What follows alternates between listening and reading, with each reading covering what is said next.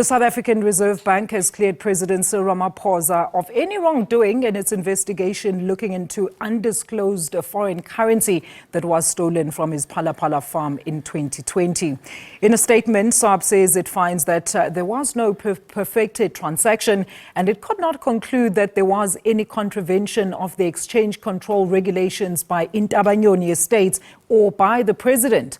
It also concluded that there was no legal entitlement on the part of Ntaba Nyoni Estates to the foreign currency.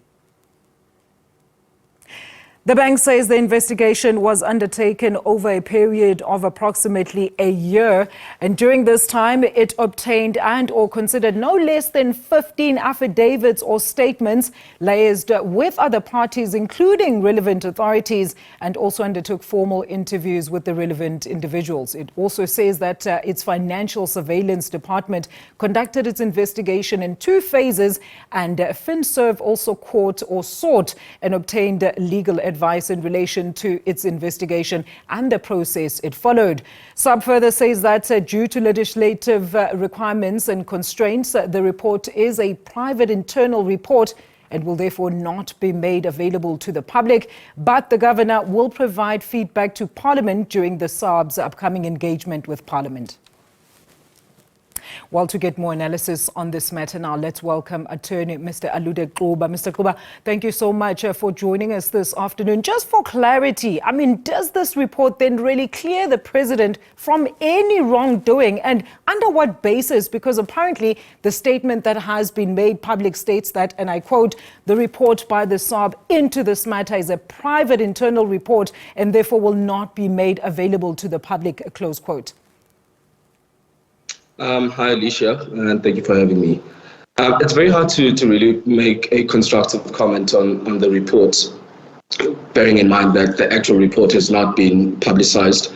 We're just working off a statement. We're not really sure what really informed sorry? Mr. Xuba? Can you hear me? Yes, I can hear you. Okay, yes. So I'm saying it's a bit tough to really make an analysis because the report has been kept secret or has been denied the public to access it. So we're not really sure what really were the basis of the decision. But I know they're saying that one of the things was the transaction between the buyer and the seller was not perfected, which is a bit confusing because, I mean, there was an agreement to sell and the other one was an agreement to buy.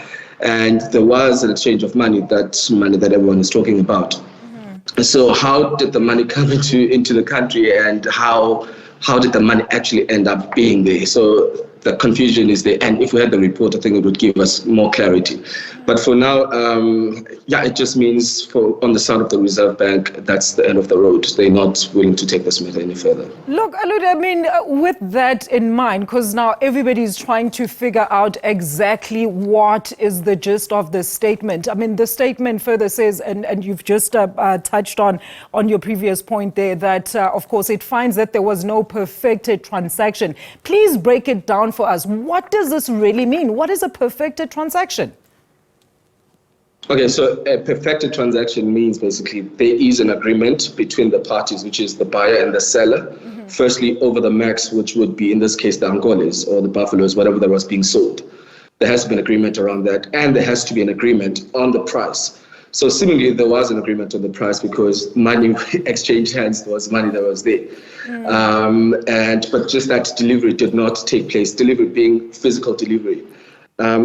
But to me, that still looks like a perfected transaction. It's perfecter. So like I said, it makes it very tricky to really make an informed point without really reading what has really been discussed in the investigative report. So I think maybe if we can get an abridged version maybe of the investigative report, it would give some sense as to what really happened. Mm. But as we know, secretive investigations are always hard to interpret or understand. But like I said, I think the transaction was perfected, but the Reserve Bank says it otherwise. All right. And then would this then present any legal argument to those opposed to these findings, Mr. Xuba, to call for another thorough investigation in accordance, of course, with any suspicion of constitutional breach of oath by the president? Or this basically settles the matter and we should all rest? Any person, I think, can take the report on judicial review. They've got that right. They can take it up for review in High Court and state the reasons of their discomfort or why they disagree with the report. But certainly that can never be the Reserve Bank or any government entity. I think interested parties rather would be the right people to take up the report on judicial review or even ask for the publishing of the report. I mean, we know in the past there have been reports that were confidential and subsequently were publicized when there was application to court for them to be publicized. So I think, ATM, the political party, I understand, were the ones that asked for the investigation to be launched. So I think they have the right to, firstly, in terms of Paja, ask to have access to that report. If not, then they can approach a competent court.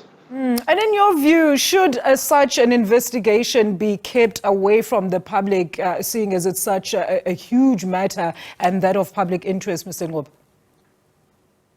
I don't think so, because also, again, the statement of the Reserve Bank somehow is contradictory, because they're saying this matters in the public interest, but yet they give so much little information about the case. And where is the public interest now? Where does one really understand the case? So I think the case should have been, because it's a public interest, it involves the president, the first citizen of the country. It should be publicized. Everyone should see what was discussed, what the records were, what those 15 affidavits say, or the content of them is. And we don't live in a secretive society. We live in an open society, transparency, and I think it would be very good for the president and for the Reserve Bank as well, for its own credibility. All right, we're going to leave it there, Mr. Xuba. Thank you so much. That is Mr. Alude Xuba, and of course, with analysis of the Reserve Bank findings, basically absolving the president of any wrongdoing in terms of the Phala Phala saga.